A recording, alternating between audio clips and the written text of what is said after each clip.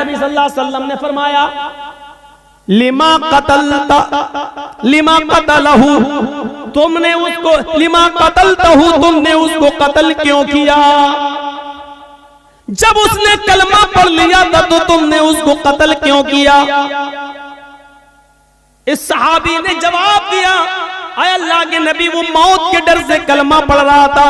उसने जब देख लिया कि मेरे हाथ में तलवार है और यह आदमी मुझे बिल्कुल मारने के दर पे है, तब उसने मौत से बचने के लिए कलमा पढ़ लिया, इसलिए मैंने उसको मार दिया। फरमाया अशक़क़त क़ल्बहू, उसने मौत के डर से कलमा पढ़ा या अल्लाह के डर से कलमा पढ़ा, ये तुझे कैसे पता चला? क्या तूने उसके दिल को चीर कर देख लिया था? क्या तू उसके दिल में घुसा हुआ था? तुझे कैसे पता चला कि उसने मौत के डर से पढ़ा है या अल्लाह के डर से? कल कयामत के दिन तू इस कलमे को क्या जवाब देगा? कल कयामत के दिन ये कलमा जब आएगा, ला इलाहा इल्लल्लाह मुहम्मदुर रसूलुल्लाह, जब इसकी जबान से ये कलमा निकलते हुए आएगा तो तू इस कलमे को कल क्या जवाब देगा? कयामत के दिन तू इस कलमे को क्या जवाब देगा? इस कलमे की गर्दन का हाथ तेरे गरिबान पर होगा, तो इस कलमे को कल कयामत के दिन क्या जवाब देगा? मेरे भाइयों, इस हदीस से पता चलता है कि किसी भी कलमा को मुसलमान को मारना, किसी मुसलमान को कत्ल करना कितना बड़ा जुर्म है। उस कयामत के दिन जिस आदमी को कत्ल किया गया है, मकतूल जिसको कत्ल किया गया है, कयामत के दिन अपने कातिल को ढूंढेगा, इधर उधर पूरे मैदाने महशर में ढूंढता फिरेगा। जब कातिल उसको नजर आ जाएगा तो ये उसके सर के बाल पकड़कर उसको खींचते हुए लाएगा और सीधे लाकर अल्लाह रब्बुल आलमीन के सामने लाकर खड़ा कर देगा। अल्लाह पूछेगा, मेरे बंदे ये क्या है? वो कहेगा, आय अल्लाह, ये मेरा, इसको मैं खींच कर तेरे दरबार में लाया हूँ। आए मेरे परवरदिगार, आय अल्लाह, सल हाज़ा लिमा कतलनी, आज तू इससे सवाल करके इसने दुनिया में मुझे क्यों मारा था? आज इससे तू सवाल कर, इसने दुनिया में मुझे क्यों कत्ल किया था? आज इससे तू पूछ, इसने दुनिया में मुझे क्यों कत्ल किया था? मुझे कत्ल करने के बाद मेरी बीवी को बेवा किया था, मेरे बच्चों को यतीम किया था। इससे पूछ के मेरी बीवी का क्या कसूर था जो तूने उसको बेवा कर दिया? इससे पूछ के मेरे बच्चों का क्या कसूर था कि तूने उसको यतीम कर दिया? इससे पूछ कि मेरी बाप का, मेरी माँ का क्या कसूर था कि तूने उससे उसकी औलाद छीन ली? वो रोते रहे। पूछ इससे, आय अल्लाह, ये मेरे सवाल का जवाब नहीं देगा, आज तेरे सवाल का जवाब देगा। सल हाज़ा लिमा कतलनी, इससे पूछ कि इसने दुनिया में मुझे क्यों मारा था, इसने दुनिया में मुझे क्यों कत्ल किया था। इस हदीस के होते हुए कितना बड़ा दिल और कितना बड़ा कलेजा है कातिलों का, ये सोचकर कि एक दिन उनको भी मरना है, ये सोचकर उनके दिल क्यों नहीं कांप जाते? कैसे नहीं मरेगा तो आदमी ऐसे मरेगा, मरना है। हाँ, यही वो अमल है जिसने तुम्हें जन्नत के करीब कर दिया है, बावुजू रहना। और जब भी वुजू टूटता, और याद रखिएगा, वुजू उन्हीं चीजों से टूटता है जिन चीजों को अल्लाह के रसूल ने बयान कर दिया है। माँ अखरजा मिनस सबीलैन, पेशाब और पायखाने के रास्ते से किसी भी चीज के निकलने से वुजू टूट जाता है। पेशाब करने से भी वुजू टूट जाता है, लेटरिन करने से भी वुजू टूट जाता है, हवा के खारिज हो जाने से वुजू टूट जाता है। इसी तरीके से गहरी नींद सो जाने से, सोकर उठने से वुजू टूट जाता है। इसी तरीके से कै आ जाए, उल्टी आ जाए, उससे वुजू टूट जाता है। इसी तरीके से आपकी नाक के नक्सीर फूट जाए तो उससे वुजू टूट जाता है। इसके अलावा और चीजों से वुजू नहीं टूटता, अगरचे वो गुनाही क्यों ना हो। मसलन कोई पूछता है कि मौलाना साहब, मैं वुजू बना के आया लेकिन नमाज खड़ी होने में थोड़ा टाइम है, अगर वुजू की हालत में बीड़ी पी लूं तो वुजू टूट जाएगा या नहीं टूटेगा? तो सुन लो, बीड़ी पीने से वुजू नहीं टूटता है, सिगरेट पीने से वुजू नहीं टूटता है, लेकिन बीड़ी और सिगरेट के पीने का गुनाह आपको पड़ेगा। और बात खुलकर कह दूं, शराब पीने से भी वुजू नहीं टूटेगा। हाँ, शराब पीने के बाद नशा इतना आया कि आपको होश ही नहीं है, तब आपका वुजू टूट जाएगा, क्योंकि अब आपको होश नहीं है। वुजू आपका तब टूटेगा, लेकिन शराब पीने से वुजू नहीं टूटेगा, लेकिन शराब पीने का गुनाह पड़ेगा। इससे भी ज्यादा खुल के कह दूं, माँ बहन की गालियां जो लोग दे देते हैं वुजू की हालत में, गाली देने से भी वुजू नहीं टूटेगा, क्योंकि शरीयत ने वुजू टूटने की जो शराइत बताई है उनमें गाली देना शामिल नहीं है। गाली देने से भी वुजू नहीं टूटेगा, लेकिन गाली देने का गुनाह पड़ेगा। हाँ, ऊंट का गोश्त खाने से वुजू टूट जाएगा। सारी कोई भी चीज खाइए, किसी भी चीज के खाने से वुजू नहीं टूटेगा, लेकिन ऊंट का गोश्त खाने से वुजू टूट जाएगा। यह हदीस है। क्यों टूटेगा मसलियत नहीं मालूम है, लेकिन बाज़ उलमा ने लिखा है, शारहीन हदीस ने लिखा है, चूंकि ऊंट बहुत गर्म होता है और गर्म चीज खाने के बाद उसकी गर्मी को खत्म करने के लिए पानी की जरूरत पड़ती है, इसलिए वुजू बताया है। लेकिन ये मसलहत ऐसे ही लोगों ने बता दी है, इसकी कोई दलील नहीं है। जहां तक मेरा अपना इल्मी नाक़िस इल्म का तकाजा है, मैं कह सकता हूं कि वुजू के टूटने की शायद ये वजह हो सकती है कि ऊंटों के ऊपर जिन्नात का साया ज्यादा होता है। ऊंट के ऊपर अक्सर जिन्नात का साया ज्यादा होता है और जिन्नात आग से पैदा होते हैं, इसलिए आग को बुझाने के लिए पानी की जरूरत पड़ती है। इसलिए ऊंट को खाकर, उसका गोश्त खाकर कहीं ऊंट के ऊपर जो सवार जिन्नात उसका असर आपके ऊपर ना आ जाए, इसलिए उस जिन्नात के असर को खत्म करने के लिए वुजू की जरूरत है। वुजू बना लेंगे तो असर खत्म हो जाएगा, शायद इसलिए वुजू बताया हो। लेकिन वजह कुछ भी हो, सच ये है कि ऊंट का गोश्त खाने से वुजू टूट जाता है। हमें वुजू बनाना है ऊंट का गोश्त खाकर। मसलन हम बावुजू हैं, किसी ने ऊंट का गोश्त दे दिया, हमने खा लिया, अब हमारा वुजू नहीं रहा, अब हमें नमाज पढ़ना है तो वुजू बनाना पड़ेगा।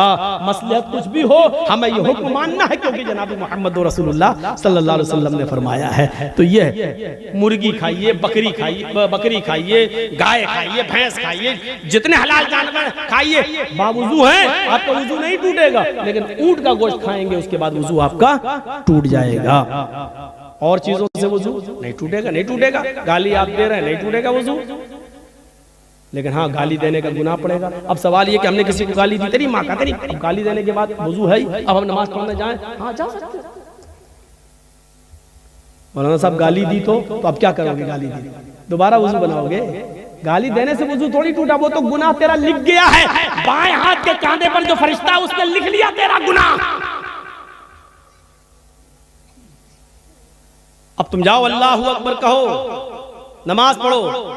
अब उसमें दुआ तो आएगी, औज़ु बिल्लाहि मिनश शैतानिर रजीम, बिस्मिल्लाहिर रहमानिर रहीम। बस सुभानक अल्लाहुम्मा पढ़ोगे तो उसमें पढ़ोगे ना, वला इलाहा गैरुक, औज़ु बिल्लाहि मिनश शैतानिर रजीम, बिस्मिल्लाहिर रहमानिर रहीम, अल्हम्दुलिल्लाहि रब्बिल आलमीन अर्रहमानिर रहीम। अल्लाहुम्मा बाइद पढ़ोगे तब भी अल्लाहुम्मा बाइद बैनी व बैन खताया कमा बाअदत बैनल मशरिक़ि वल मग़रिब, अल्लाहुम्मा नक़्क़िनी मिनल खताया कमा युनक़्क़ा थौबुल अबयज़ मिनद दन्स। ये पूरी दुआ पढ़ोगे, उसके बाद पढ़ोगे औज़ु बिल्लाहि मिनश शैतानिर रजीम, बिस्मिल्लाहिर रहमानिर रहीम। जहां आपने गाली दी, औज़ु बिल्लाहि मिनश शैतानिर रजीम पढ़ने के बाद आपने उस असर को खत्म कर दिया, लेकिन गाली देने का गुनाह आपको पड़ेगा। तो मेरे भाइयों, इस बात को याद रखिएगा। मसले हैं ये छोटे छोटे, इनको अपने जहन में रखिएगा। हर हराम चीज नापाक नहीं होती है, मसला याद रखिएगा। हर हराम चीज नापाक नहीं होती है। मसलन हम नमाज पढ़ने के लिए जा रहे हैं, अचानक कोई आदमी शराब पी रहा और शराब की बोतल से शराब गिरी और मेरे कपड़ों पे गिर गई। अब शराब हमारे कपड़ों पे लगी हुई है, क्या इस शराब से हमारा कपड़ा नापाक हो जाएगा? क्या हम धोएंगे उसके बाद जाएंगे नमाज पढ़ने के लिए? तो मसला याद रखिए मेरे भाइयों, शराब हराम तो है लेकिन नापाक नहीं है। और नापाक ना हो, सिर्फ हराम है, सिर्फ हराम है, यानी उसको आप पी नहीं सकते, उसका पीना हराम है। लेकिन कपड़े पे अगर आपकी गिर गई है और नमाज की जमात खड़ी है तो आप उसी कपड़े में नमाज पढ़ लीजिए, आपकी नमाज हो जाएगी। इसी तरीके से आपने किसी जानवर को ज़िबा किया, बकरे को या गाय को, और छुरी चलाते वक्त खून की छींटें आपके कपड़े पे आ गई, खून हराम तो है। इन्नमा हर्रमा अलैकुमुल मैतता वद्दम, अल्लाह ने खुद कहा तुम्हारे ऊपर मुर्दार हराम है, तुम्हारे ऊपर खून हराम है, तुम्हारे ऊपर लहमुल खिंजीर, सूअर का गोश्त हराम है। कहा है? सुन लीजिए, खून हराम तो है, आप खून पी नहीं सकते हैं, खून जब आप निकालेंगे तो जम जाएगा, जमा हुआ खून आप चाकू से काटकर आग में भूनकर खा नहीं सकते। महाराष्ट्र में, कोकण में बहुत से लोग खाते हैं। भैंस काटी, कोई भी कुत्ता काटा, कुछ भी काटा तो ब्लड जो निकला उसको एक प्लेट में जमा किया, उसको जमाया, चाकू से काटा और पनीर की तरह हो जाता है वो, चाकू में लगाया, आग में भूना और खा रहे हैं उसको। तो खून खाना और खून पीना हराम है, लेकिन नापाक नहीं है। नापाक की दलील चाहिए, नापाक नहीं है। हर हराम चीज नापाक नहीं होती है। कपड़े पे गिर जाए तो आप नमाज पढ़ सकते हैं, आपकी नमाज हो जाएगी। बहुत सी चीजें पाक होती हैं लेकिन गंदगी में शामिल है। गंदगी में शामिल है नाक। नाक क्या है? कोई आदमी नाक चाट लेगा? नहीं, लेकिन पाक है। अगर नमाज की हालत में हम छीके हूं और पूरी भर गई नाक, तब आप क्या करेंगे? आपके पॉकेट में रुमाल हो, निकालिए, पोंछिए, रुमाल जेब में रख दीजिए। वही रुमाल है, नाक उसमें भर ली है और उसी रुमाल को आपने जेब में भर लिया, आप नमाज पढ़ सकते हैं। रुमाल नहीं है तो आप क्या करेंगे? कुर्ता उठाइए, कुर्ते में पोंछ लीजिए, क्योंकि आपके नाक पे लगी हुई है। क्या करेंगे आप? कुर्ता उठाइए, पोंछ लीजिए और आप उसी में नमाज पढ़ेंगे। तो नाक गंदी तो है लेकिन नापाक नहीं है। थूक जमीन पर, हमारे मुंह में थूक है, पी गए, खा गए। हर आदमी के साथ ऐसा होता है, अपना थूक आदमी निकल जाता है, कोई बात नहीं, लेकिन अपना ही थूक अगर जमीन पर थूक दे उसके बाद कहो चाटूंगा, नहीं चाटेगा। हम खांसे, बलगम आ गया। अब बलगम क्या करे? रुमाल नहीं है, दामन में पोंछ लिया, नमाज पढ़ रहे हैं। ये गंदा तो है लेकिन नापाक नहीं है। याद रखिए, हर हराम चीज नापाक नहीं होती है। कुत्ता हराम भी है और नापाक भी है। देख रहे हैं, कुत्ता हराम भी है और नापाक भी है। आप कुत्ता काट कर नहीं खा सकते हैं क्योंकि वो हराम है और नापाक भी है। अगर कुत्ता हमारे बर्तन में मुंह डाल दे तो उस बर्तन को 7 मरतबा धुलना पड़ेगा। पहली मरतबा मिट्टी से या आखिरी बार मिट्टी से। अब आजकल मिट्टी नहीं है, साबुन सर्फ वगैरह है, तो उसको एक बार सर्फ से भी धुलना पड़ेगा। 7 बार बर्तन को धुलना है, पहली बार या आखिरी बार सर्फ से या मिट्टी से उसको धुल लीजिए। देखिए, कुत्ता नापाक भी है और हराम भी है, लेकिन बिल्ली हराम है लेकिन नापाक नहीं है।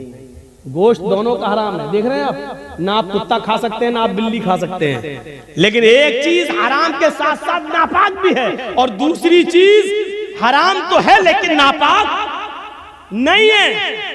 अल्लाह के रसूल ने बिल्ली को काटना और ज़िबा करके उसका गोश्त खाना हराम बताया है, लेकिन जब अल्लाह के नबी वुजू बनाते थे तो बिल्ली आपके पास चली आती थी। आप जिस लोटे से वुजू बना रहे हैं पानी से, बिल्ली की जबान निकली, आप उसी लोटे को टेढ़ा कर देते थे, बिल्ली उसी लोटे से पानी पी लिया करती थी। और बिल्ली के झूठे पानी से अल्लाह के रसूल वुजू बना लिया करते थे और वुजू बनाकर आप मस्जिद में नमाज भी पढ़ने जाते थे।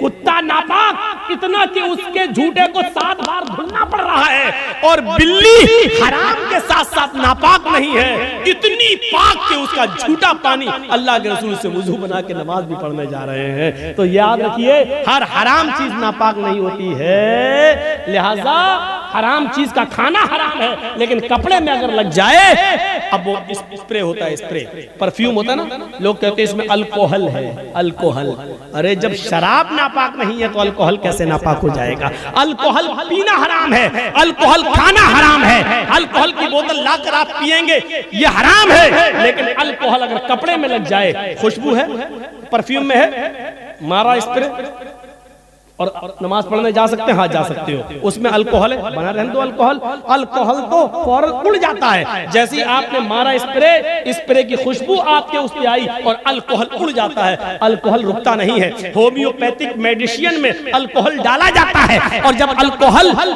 जब आप ऐसे पकड़ेंगे और पानी में बूंद डालेंगे, होम्योपैथिक ड्रॉप्स डालेंगे, लिक्विड होम्योपैथ, तो वो अल्कोहल उड़ता जाएगा। अल्कोहल रुकता नहीं है। तो मेरे भाइयों, परफ्यूम लगाकर भी नमाज पढ़ना जायज है, अगरचे परफ्यूम में अल्कोहल क्यों ना हो, नमाज पढ़ सकते हैं, क्योंकि हराम तो हो सकता है लेकिन नापाक नहीं। अच्छा, अब लोग कहेंगे हराम तो है, हराम तो है, हराम चीज कपड़े पे लग जाए तो कैसे नमाज हो जाएगी? बिल्कुल ऐसे ही जैसे हजरत अबू हुरैरा बिल्ली को गोद में लेके नमाज पढ़ लेते थे। मैं पूछता हूं कि हराम है फिर गोद में क्यों ले रहे हैं? हराम है, अल्लाह के नबी क्यों उठा रहे हैं? अच्छा, गधा क्या है? वो भी तो हराम है, लेकिन अल्लाह के रसूल गधे की पीठ पर बैठकर सवारी कर रहे हैं और चल रहे हैं। अगर गधा नापाक होता तो अल्लाह के रसूल सल्लल्लाहु अलैहि वसल्लम उस नापाक जानवर पर बैठकर सवारी नहीं करते। उसके जिस्म से निकलने वाले पसीने से अल्लाह के रसूल के कपड़े भी नापाक हो जाते, लेकिन अल्लाह के रसूल गधे की सवारी भी किया करते थे, सफर भी करते थे गधे पर बैठकर, और आकर आप उन्हीं कपड़ों में नमाज भी पढ़ते थे। अच्छा, सोना क्या है? सोना मर्द के लिए क्या है? सोना मर्द के लिए हराम है।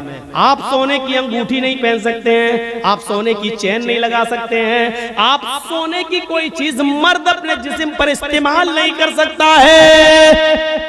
लेकिन अगर वो अपनी बीवी के लिए सोने की चेन बनवा के जा रहा है, सोने की चूड़ी लेकर जा रहा है, लेकिन अजान का वक्त हो जाता है, मस्जिद में जा रहा है, वो सोना जो मर्द के लिए हराम है, लेकिन सोने की अंगूठी, सोने की चेन उसकी जेब में पड़ी हुई है, उसकी नमाज हो जाएगी। इसलिए कि सोना हराम है मर्द के लिए, लेकिन नापाक नहीं है। इतना याद रखिए कि कुछ चीजें नापाक तो हैं, लेकिन कुछ चीजें हराम तो है लेकिन नापाक नहीं। कुछ चीजें हराम है तो उसके साथ नापाक भी है, जैसे कुत्ता हराम है और नापाक भी है। हम कुत्ते को गोद में उठा नहीं सकते, अगर उठा लिया तो हमें कपड़े धुलना पड़ेंगे। अगर सूखा कुत्ता भी, ड्राई कुत्ता भी, सूखा कुत्ता भी अगर हमसे छुल गया तो हमें उतना हिस्सा धोना पड़ेगा, क्योंकि कुत्ते की खाल मोटी होती है और उसके जिस्म से निकलने वाला पसीना भी नापाक होता है। लिहाजा ड्राई कुत्ता, सूखा कुत्ता भी अगर हमसे छुल जाता है तो हमें उतना हिस्सा धुलना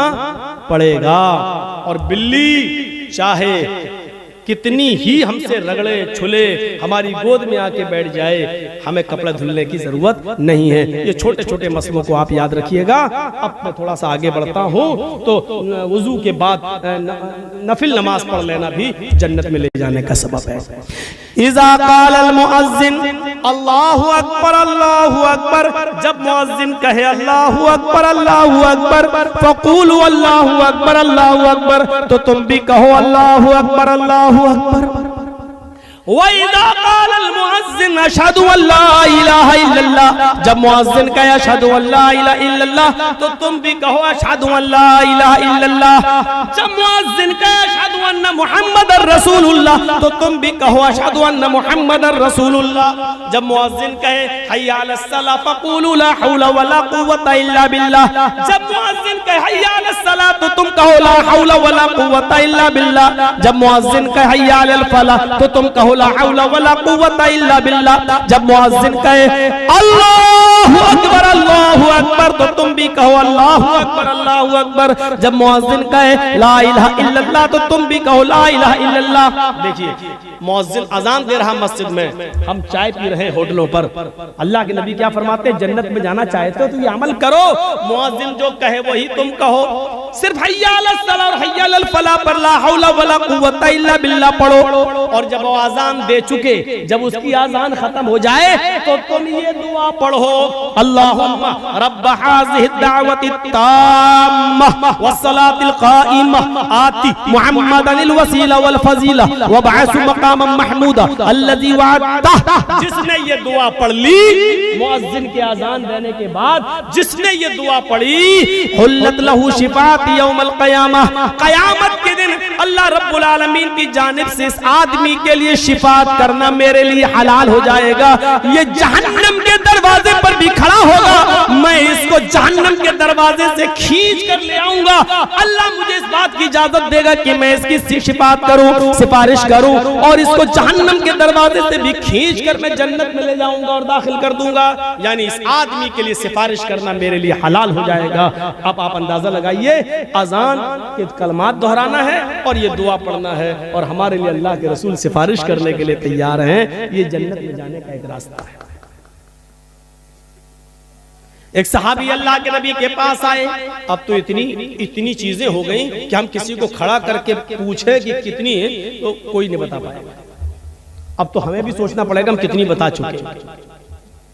एक सहाबी अल्लाह के नबी के पास आए, कहा दुल्लनी अला अमलिन इज़ा अमिलतुहु दखलतुल जन्नह। एक ऐसा अमल बता दीजिए कि जिसको मैं करूं और उसको और करते ही जन्नत में दाखिल हो जाऊं। अल्लाह के रसूल ऐसा अमल बताओ जिसको मैं करूं और जन्नत में दाखिल हो जाऊं। तो अल्लाह के नबी ने उसको क्या फरमाया? ताबुदुल्लाह, एक अल्लाह की इबादत कर, तुकीमस सलातल मफरूज़ा, फर्ज नमाज की, तुकीमस सलातल मक्तूबा, फर्ज नमाज की हिफाजत कर, उसको पढ़, वतूतिय ज़कातल मक्तूबा, और जो ज़कात तेरे ऊपर लिख दी गई है तू ज़कात की अदायगी कर, वतसूम रमज़ान, रमजान के पूरे महीने के रोजे रख, तहज्जुल बैत, और हज कर, खाने काबा की ज़ियारत कर, हज कर, तदखुलुल जन्नह, तू जन्नत के अंदर दाखिल हो जाएगा। लीजिए कितना आसान रास्ता बता दिया अल्लाह के नबी सल्लल्लाहु अलैहि वसल्लम ने। ये जन्नत में जाने वाला रास्ता है और जन्नत में जाने वाले रास्ते अल्लाह के नबी बतला रहे हैं। आइए, ये हमारी माँ बहनें आई हैं, इनको भी जन्नत में जाने का एक रास्ता बता दूं। बैठ जाओ भाई, मत उठो सामने से। एक भी रास्ता निकल गया तो क्या करोगे? सुनिए बहुत अच्छा, माँ बहनें आई हैं, सुन लो। अय्युम अमरातिन इज़ा सल्लत खम्सहा व सामत शहरहा व अहसनत फरजहा व अताअत बालहा फलतदखुल मिन अब्वाबिल जन्नति शात। ये चारों चीजें औरतों के लिए बताई जा रही हैं। जो औरत पांचों वक्त की नमाज पढ़ ले, पाबंदी के साथ पांचों वक्त की नमाज पढ़ती हो, वह सामत शहरा, रमजान के पूरे महीने के रोजे रखती हो, वह अहसनत फरजा, अपनी शर्मगाह की हिफाजत करती हो, बेहुदा कपड़े न पहनती हो, कपड़े लूज हो, ढीले ढाले हो, चुस्त ना हो, उसके जिस्म का बना और कसावट दिखाई न देती हो, ढीले ढाले कपड़े पहनती हो, वह अताअत बालहा, और अपने शौहर की इताअत व फरमा बरदारी करती हो, अपने शौहर की सेवा में, अपने पति की सेवा में कमी न करती हो। फलतदखुल मिन अब्वाबिल जन्नति शात, जन्नत की जिस दरवाजे से ये दाखिल होना चाहे हो जाए, इसको जन्नत का कोई फरिश्ता किसी भी दरवाजे पर खड़ा हो उसको जन्नत में जाने से नहीं रोक सकता। इस औरत के लिए जन्नत के सारे दरवाजे खुले हुए हैं, जिस दरवाजे से दाखिल होना चाहे चली जाए, इसके लिए जन्नत के सारे दरवाजे खुले हुए हैं। अय्युम अमरातिन मातत व ज़ौजुहा राज़िन, अगर किसी औरत का इंतकाल हो जाए, अगर कोई औरत मर जाए लेकिन मरते वक्त वह ज़ौजुहा राज़िन, उसका शौहर उससे राजी हो, उसका पति उससे राजी हो, जो औरत इस हाल में मरी हो कि मरते वक्त उसका पति उससे खुश था, मरते वक्त उसका पति उससे राजी था, दखलतिल जन्नह, तो अल्लाह ताला इस औरत को जन्नत के अंदर दाखिल करेगा। इससे पता चलता है कि जिस औरत की मृत्यु हो गई, जिस औरत की मौत हुई और उसका पति उससे राजी नहीं था, तो वो चाहे कितनी नमाजी रही हो, चाहे कितनी रोजेदार रही हो, चाहे कितनी तहज्जुदें पढ़ती रही हो, लेकिन मरते वक्त अगर उसका पति उससे राजी नहीं था, तो ये औरत इतनी नमाजें पढ़ने के बाद, रोजे रखने के बाद और तहज्जुद पढ़ने के बाद भी जन्नत में नहीं जा सकेगी। औरतों की नमाज और रोजा और हज और ज़कात ये डिपेंड करता है शौहर की मर्जी पर, शौहर की खुशी पर, उसके पति की मर्जी पर, पति की खुशी पर। अगर शौहर राजी तो औरत जन्नती मरते वक्त, अगर शौहर नाराज तो औरत जहन्नमी, नहीं जा सकती जन्नत के अंदर। इन चीजों पर हमें गौर करना है। आए अल्लाह के नबी सल्लल्लाहु अलैहि वसल्लम हमें जन्नत में जाने का रास्ता बताओ। हम जन्नत में जाना चाहते हैं, हम क्या करें? फरमाया अफ़शु सलाम। उड़ते बैठते चलते फिरते मोहल्ले में, गांव में, शहर में, जो मिलता है जानता हो या ना जानता हो, जानने वाले और अनजान हर आदमी से सलाम करते हुए जाओ, सलाम फैलाओ। सुनो जन्नत में जाने का अमल, अफ़शु सलाम, सलाम फैलाओ। जा रहे हैं, आदमी है तो मुसलमान, है तो गांव का ही, लेकिन हम जानते नहीं कौन है, फिर भी उसको कहो सलाम वालेकुम। जानते हो उसको भी और ना जानते हो उसको भी, चाहे उससे तुम्हारा तारुफ हो या ना हो, लेकिन अगर तुम्हें इल्म है कि ये मुसलमान है तो उससे सलाम किया जाएगा। किसी काफिर को अस्सलाम वालेकुम नहीं कह सकते हो, किसी गैर मुस्लिम को अस्सलाम वालेकुम नहीं कह सकते हो। आधा वर्ष, हाँ ठीक है, हाँ ठीक ठीक, बहुत अच्छा, ठीक, कैसे, ठीक है, हाँ भैया कैसे हो, ठीक है, आदाब आदाब आदाब, ये सब सही है, चलेगा, लेकिन अस्सलाम वालेकुम नहीं, क्योंकि काफिर दुआ का मुस्तहिक नहीं। तुम पर अल्लाह की सलामती हो, ये दुआ किसी काफिर को नहीं दी जा सकती। अब सलाम तो आम करो, चाहे जानते हो या ना जानते हो, लेकिन होना चाहिए वो मोमिन मुसलमान। अस्सलाम वालेकुम। जरजीत साहब बहुत पहुंचे हुए मौलाना है, इंडिया नहीं वर्ल्ड में उनका नाम है, हम क्यों सलाम करें? ये आने वाला आदमी हम ही से सलाम करेगा। इस चीज को छोड़ो। अल्लाह तबारक व तआला, अल्लाह के नबी ने तकब्बुर को मिटा दिया। जानने अनजाने वाले सबको तुम सलाम करो। हाँ इतना जरूर है, छोटा बड़े को सलाम करे। छोटा युसल्लिमु सगीर अलल कबीर, छोटा बड़े से सलाम करे। अब छोटे आदमी को अकल नहीं है, नहीं बड़ा सलाम करा तो बड़ा भी सलाम कर सकता है। अल्लाह के रसूल तो बच्चों से भी सलाम करते थे। तो पहली चीज सलाम के उसूल समझ लो।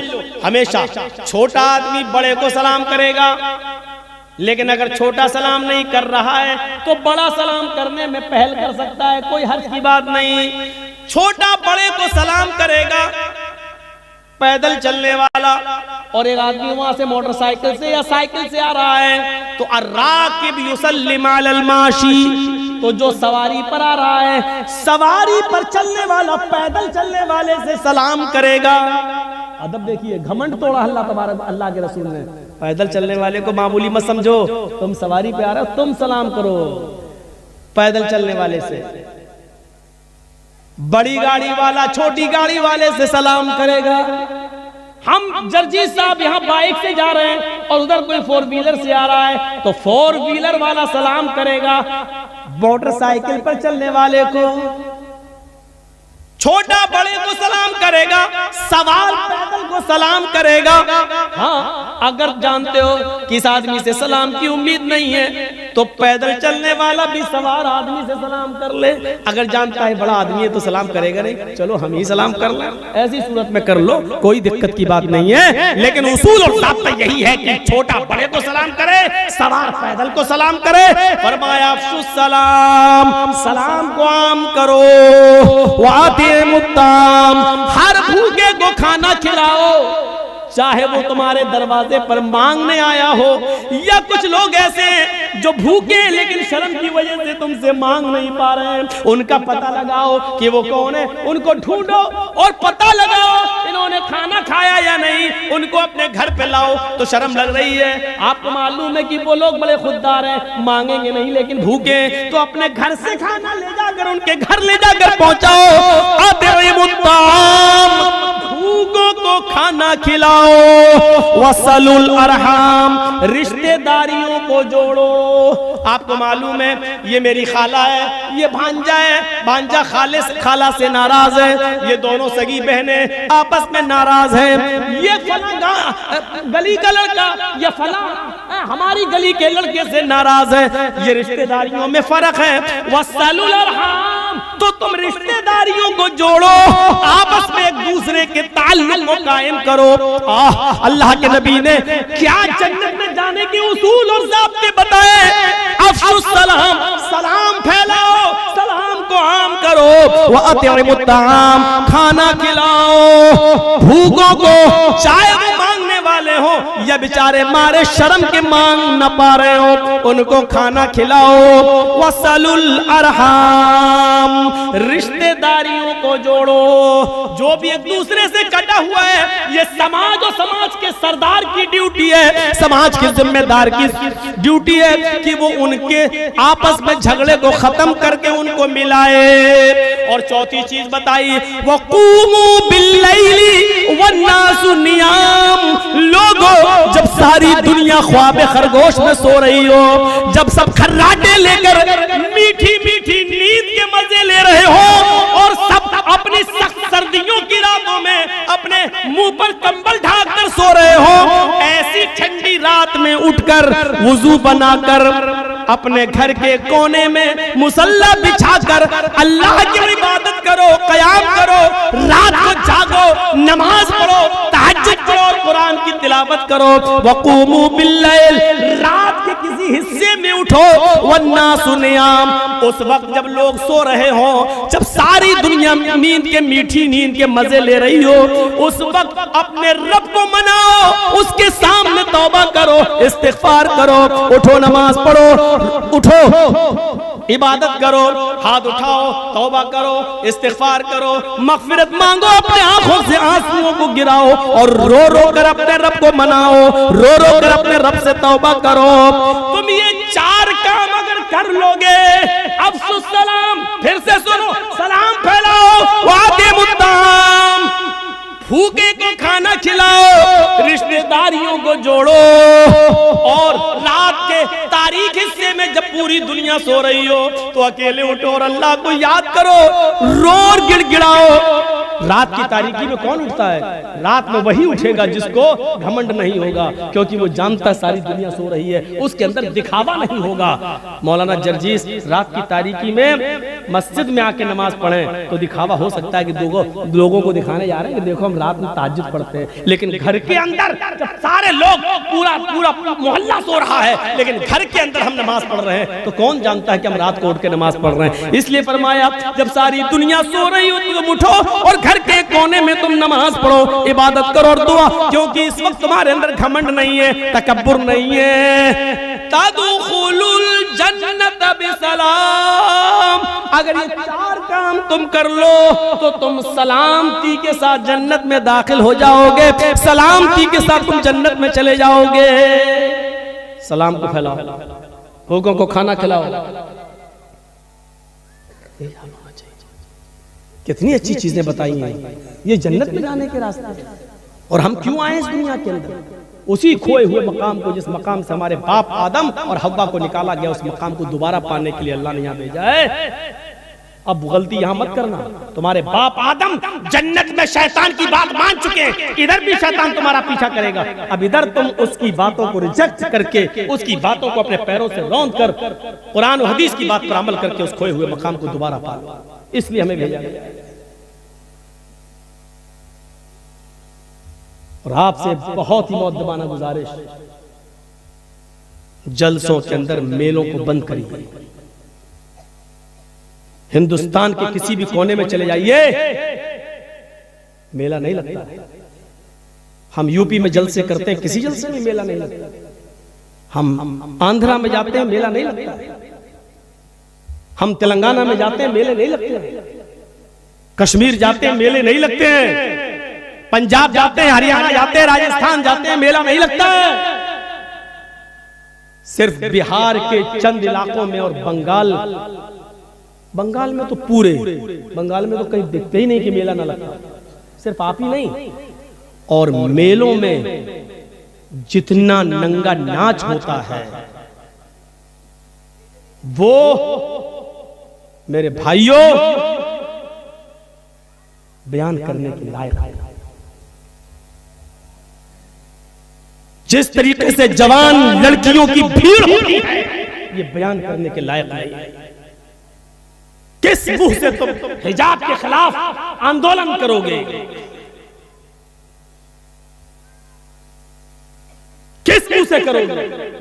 तुम अपने जलसों में, जब मेले में आने वाली और इन ड्रामेबाज जवान लड़कियों को उनकी पोशाक और उनकी लिपस्टिक और क्रीम और पाउडर से नहीं रोक सकते हो, और मेले में उनके ऊपर बैन नहीं लगा सकते हो, तो हिजाब क्या कायम करवा पाओगे? हिजाब तो उतरवाया जा रहा है। उसके जवाब में होना तो यह चाहिए था कि अच्छा, हमारी मुस्लिम बेटियों से हिजाब उतरवाएगा। इस जिद में पूरे हिंदुस्तान की सारी औरतों को हिजाब पहनना शुरू कर देना चाहिए था कि हिजाब सिर्फ उस लड़की का मसला नहीं, हमारे इस्लाम से जुड़ा हुआ एक अहम मसला है। होना तो यह चाहिए था। सिर्फ जलूस निकाल लेने से हक अदा नहीं हो जाएगा, टीवी पर डिबेट हो जाने से हक अदा नहीं हो जाएगा। बहुत ही मौजरत के साथ कहना पड़ता है। देखिए अभी कुछ देर पहले क्या हाल था इसी रोड का। लड़कों से ज्यादा लड़कियां दिखाई दे रही थी, और 5-6 साल की बच्चियां नहीं, 15, 16, 18, 20 साल की लड़कियां, और वो कपड़े, अल्लाह की कसम, फिर सुन लो, अल्लाह की कसम, जो कपड़े पहने हुए थी, किसी भी कीमत पर उन कपड़ों को तहजीब के कपड़े नहीं कहा जा सकता है। किसी भी कीमत पर उन कपड़ों को शर्म हया के कपड़े नहीं कहा जा सकता है। बेशर्मी और बेहयाई के कपड़े पहने हुए। अब बताना पड़ेगा कि बेशर्मी और बेहयाई का कपड़ा कौन सा होता है। बंद करिए मेलों को, और अगर आप मेला बंद नहीं कर सकते हैं और मेला भी करें और जलसा भी, तो ये सोच के उठिएगा कि आपको इस जलसे का कोई सवाब नहीं मिलेगा। क्योंकि हदीस के अल्फाज हैं, जो बुराई तुम अपनी हाथ से रोक सकते हो तो पहले उसको रोको। मेला तुम रोकने की ताकत रखते हो, जब करवाने, जलसा करवाने की ताकत रखते हो तो मेला रोकने की भी ताकत रखते हो। ये हाथ से करने की ताकत है,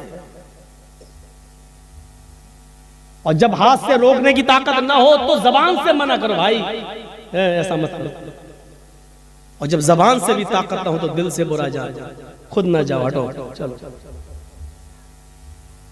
हाथ से रोको। हजरत उमर फारूक के जमाने में एक आदमी टखने से नीचे लुंगी पहनता हुआ, पैजामा पहनते हुए जा रहा था, लुंगी से नीचे, ये टखने से नीचे जा रहा है। हजरत उमर फारूक की नजर उसके ऊपर पड़ गई, वो आगे आगे जा रहा, पूछते हाय जनता। उसने पीछे मुड़ के देखा, हजरत उमर किससे कह रहे हैं? अहाइस अंता का मतलब जानते हैं? हजरत उमर ने कहा उसे, तुझे पीरियड आ रहा है क्या? औरतों को जो महीने में कुछ दिन, मखसूस दिन जो उनको गुजरना पड़ता है एमसी से, उनको कुछ दिन, 4-5 दिन जो उनको ब्लड आता है, उस महीने को उसको कहते हैं पीरियड, महीना। तो हजरत उमर ने उससे कहा, अहाइस अंता, क्या तुझे पीरियड आ रहा है, महीना आ रहा है? वो पीछे मुड़ के देखता है, किसको कह रहे हैं अल्लाह के हजरत उमर? तो कहा कि जी किसको कह रहे हैं? कहा तुमसे कह रहा हूं। मुझसे? हंसते हुए वो कहता मुझसे कि हाँ। हंसते हुए कहता, अमीरुल मोमिनीन आपका दिमाग तो सही है, हल यहीजुर रजुल, क्या मर्द को भी महीना आता है? देखिए सवाल क्या किया उसने, हल यहीजुर रजुल, क्या मर्द को भी पीरियड आता है? तो हजरत उमर ने कहा, क्या मर्द भी टखने से नीचे पैजामा पहनता है? यानी टखने से नीचे कपड़ा पहनने का हुक्म तो अल्लाह के रसूल ने औरतों को दिया है। नीचे इतना नीचा कपड़ा हो, इतनी नीची शलवार हो, इतनी नीची साड़ी हो कि जमीन की मिट्टी को छूते हुए जाए, जमीन की मिट्टी से चिपक कर जाए, जमीन पर लटकती हुई जाए, उसकी चप्पल भी नजर नहीं आनी चाहिए। यह है औरत का पर्दा। टखने से नीचा कपड़ा तो अल्लाह के रसूल ने औरत को पहनने को हुक्म दिया है, और तुम टखने से ऊपर पहने हुए हो, तुम टखने से नीचे पहने हुए हो, यानी औरतों वाला कपड़ा पहने हो, औरतों वाला काम कर रहे हो। जब कपड़ा पहनने में, पैजामा पहनने में जब औरतों वाला काम इस्तेमाल कर सकते हो, तो हो सकता है कि तुम्हें महीना भी आ रहा हो। जेब से कीन छुरी लाओ, और छुरी से उसका पैजामा काट दिया। उसने कहा अमीरुल मोमिनीन मैं घर पे छोटा कर लूंगा। कहा नहीं, उसका पैजामा वहीं से काट दिया, और कहा कि सुनो, अल्लाह के नबी ने फरमाया जब कोई बुराई अपनी आंख से देखो तो अपने हाथ से दूर करो। मुझे, मेरे अंदर हाथ से दूर करने की ताकत थी, कौन है इसका जिम्मेदार, कौन करेगा? अभी इस समाज में कोई लड़का किसी लड़की को लेके भाग जाए, 2-4 दिन के बाद पकड़ा जाए, पंचायत बैठ जाएगी, इतना जुर्माना, इतना ये वो, शादी करो, ये करो, नहीं करे तो इतना जुर्माना, तेरी हिम्मत कैसे पड़ी? सब गांव के सरदार बैठ जाएंगे। एक लड़का लड़की को लेके भागता, पंचायत बैठ जाती है। आपके समाज में अगर कोई आदमी फजर की नमाज नहीं पढ़ता है, कहां चले जाते हैं गांव के सरदार लोग, और उस वक्त पंचायत बिठा के क्यों उसके लिए सजा मुतय्यन नहीं करते हैं? बताइए। आपके समाज में कोई आदमी शराब पी के घर पे आ जाता है, समाज का सरदार क्या करता है?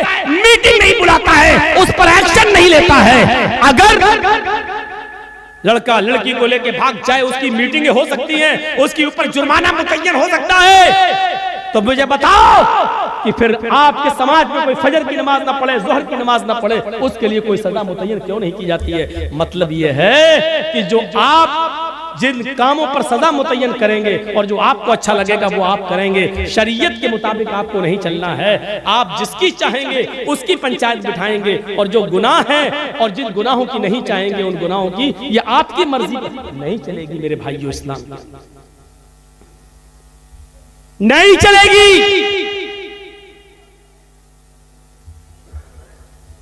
अंदाजा लगाइए और गौर कीजिए। अल्लाह के नबी सल्लल्लाहु अलैहि वसल्लम फरमाते हैं, मैं यज़मल्ली बैन लहयैहि व रिजलैहि अज़मन लहुल जन्नह। जो मुझे इन 2 चीजों की जमानत दे दे, जो मुझे इन 2 चीजों की गारंटी दे दे, मैं उसको जन्नत की गारंटी देता हूं। कौन सी है वो 2 चीजें? बैन लहयैहि,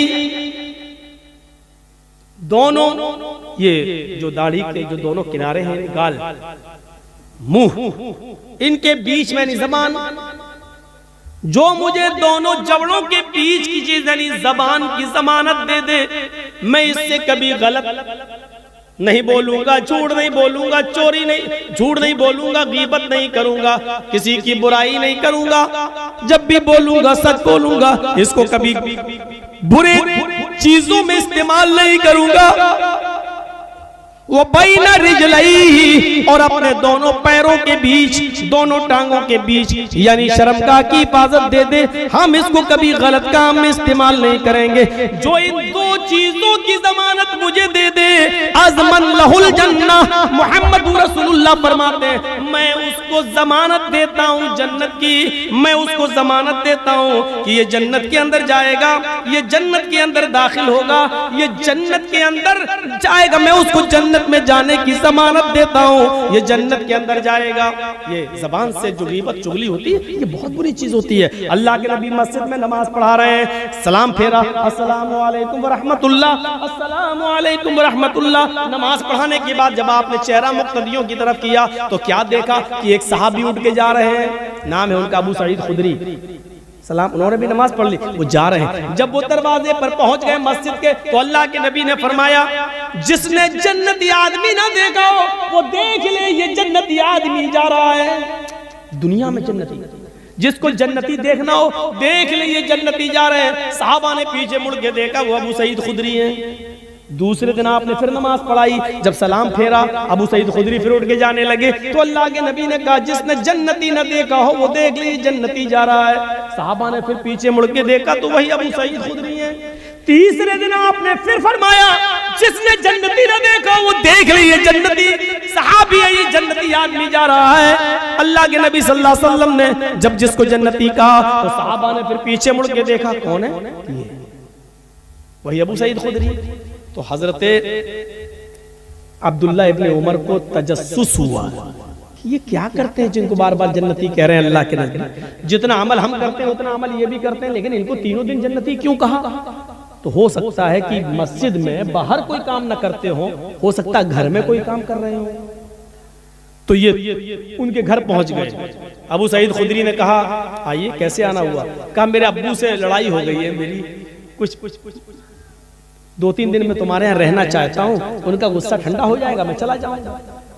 कहा, अच्छा ठीक है, आओ, कोई बात नहीं, माँ बाप से नहीं लड़ना चाहिए, वैसे तुम आ जाओ, मेरे मेहमान हो, उनको क्या मालूम ये किस लिए आए। उन्होंने कमरा दे दिया उनको।